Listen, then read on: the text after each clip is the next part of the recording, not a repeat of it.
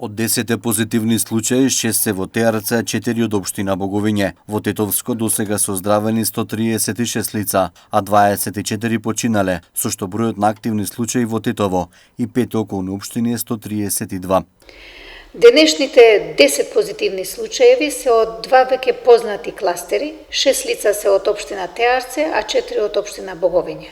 Значи, кажуваме дека се познати кластери, имајќи го предвид фактот дека од семејствата на овие лица, значи имаме биле позитивни, така да со тестирањето на семејствата резултирале и овие лица со COVID-19, затоа значи не се нови кластери, туку поврзани со семејни случаеви.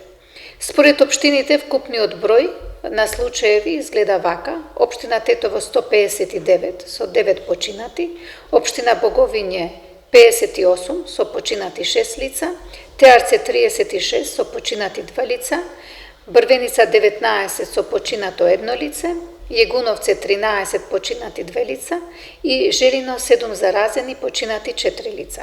Градоначалничката Арифи апелира на поголема одговорност од граѓаните. Јас сакам исто така да подвлечам дека исто така на првите месеци имавме многу повисока дисциплина, освен фактот што на пример имавме неколку исклучоци при крајот, што нормално тоа може и да се објасни со фактот дека целиот процес и долго трае.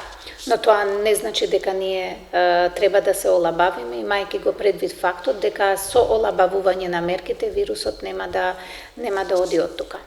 Во изолација по одлука во општина Тетово има вкупно 558 лица, во самоизолација 114, додека во државниот карантин во капацитетите на Попова шапка има 44 лица.